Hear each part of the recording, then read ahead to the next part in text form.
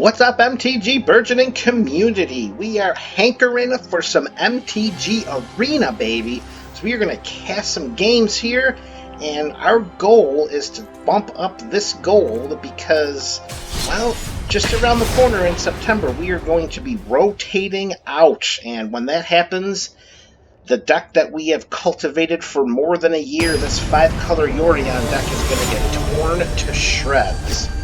So the goal is to try to play it and love it as much more as we can until Standard says that we can't play it anymore. So what better way to just crack back and let's play some Standard, baby. Alright, so we are not looking at a very... Whoa! And then boom went that dynamite. Alright, so there's a quick win. We didn't even have to do anything there, but you know what? Every win counts. They don't really figure out how you got the W when they look at the record books. It's just, did you get the W? So we'll just take that one real quick, 1-0. And I have noticed that over the time that I've been playing with this deck, and I've been playing with this deck for a while, that happens a lot. I think it's as soon as they discover that it's a Yorion deck, they probably don't want to be part of it, even though I'm not playing one of those degenerate versions of the Yorion deck. 2 lands... Black and a green. This is not really a fantastic opening hand. Alright, let's mulligan this just because we only have 2 lands. Alright, let's get rid of that. Still with the 2 lands. But at least we can ramp with the Path to the World tree. Alright, let's do that. Let's say we'll keep that.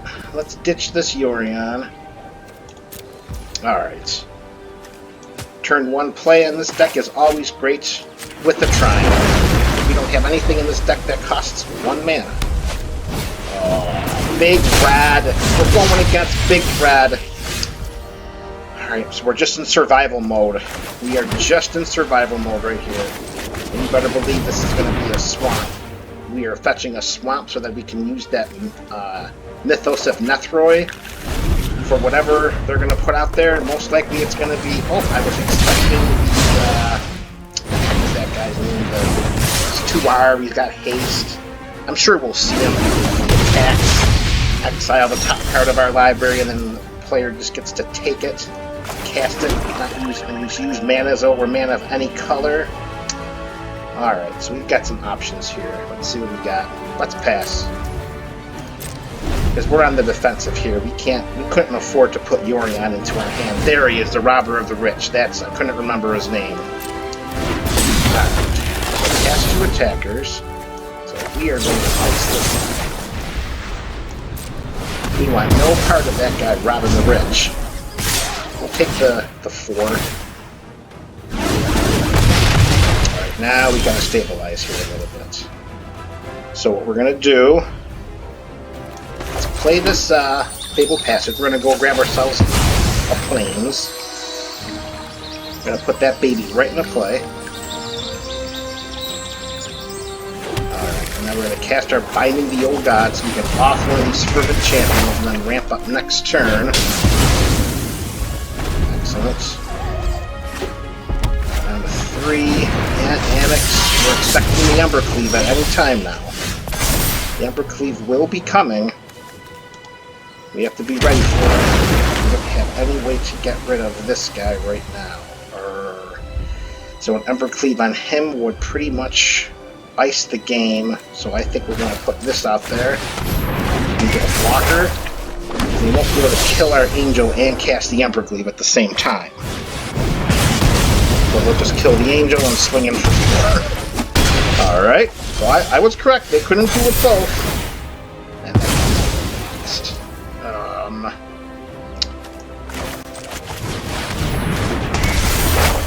and they won't get the tokens either, so that's even better. So we're hanging in there. We just got to stabilize a little bit more. Just a little bit more. Not the perfect thing.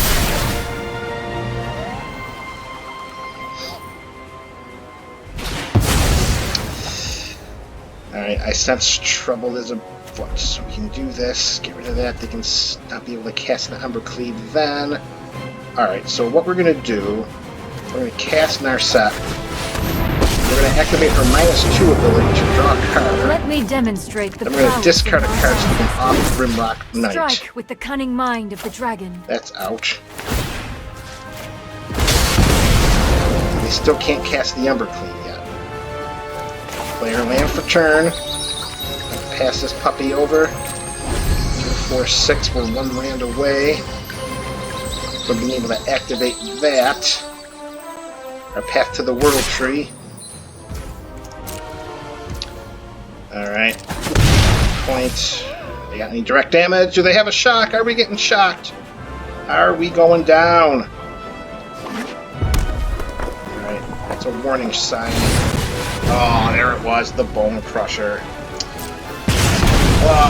Alright, that happens. We are a mid-range deck. If we can't survive and stabilize the first, 4 turns of the game, we're going to be in trouble. Alright, that happens. That's the deck I probably lose to the most outside of the cycling deck, but, I mean, that cycling deck, can we really even call that a deck? Cycle, cycle, cycle, cycle a little bit more, cycle, cycle, cycle, cast the spell that deals X damage to the number of instants or sorceries that are in your graveyard, cycle, cycle, cycle a little bit more. That, to me, is not a very inspiring deck. So, alright, we're 1-1. Now we're going to go for the rubber match. Alright, Andromeda. Let's get a better draw this time. You go first. I don't like the fact that we can't cast the World Tree on turn 2, but we do have 2 forms of removal, and then this backing it up. Let's do it. I think we can work this. Alright. Waiting for them. We'll go check in with Iggy. We've had Iggy. Boy, did we really have to build up the coins to buy Iggy. We are not, we don't pay to play, so this is all just grinding. There is no money that goes into Arena on my part, absolutely not. Everything that you see has been just sweat equity, nothing more than that. Alright, we'll throw out this light step pathway, fixing up the mana. Okay, that deck, that's not going to be a problem. Let's throw this out, Henge Gate. And let's start the removal train. Off that guy. We'll check out their hand. Hopefully we can get a green mana source next turn. Cast it again. Cast your second. Okay. Let's see what you got here. Oh, Minota. Oh, rats. Okay. Well, that's certainly gone. Winona could come down next turn if they don't have a land. They gotta draw the land. Spirits. Oh, okay, so casting this without hesitation. Oh, actually, you know what I should have did? I should have played that back. I should have held that card. Held up the mana to see if they got the land in case they cast Winota. And then I should have offed Winota when they went to attack. Oh, it was a bad play. Not the greatest play right there. Oh, Elite Spellbinder. Yep. That was not a good play, folks. Okay. Yep, see? Exactly. Now that cost us 5. Oh.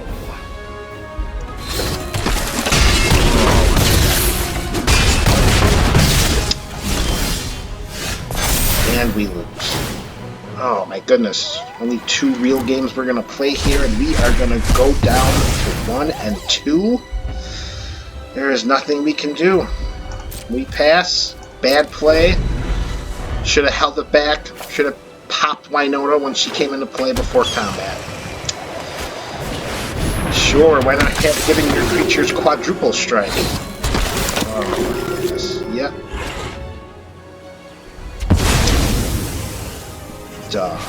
Well, the cookie crumbles in some bad ways sometimes. Oh, that was just a poor play. I'll definitely take it on that one. Oh, all right, MTG Burgeoning community. That's 3 games for you. 2 games that we actually played, we lost both of them. So I guess when we don't play, we win. We finish 1 and 2. And this is MTG Burgeoning, your channel for trying to play Arena.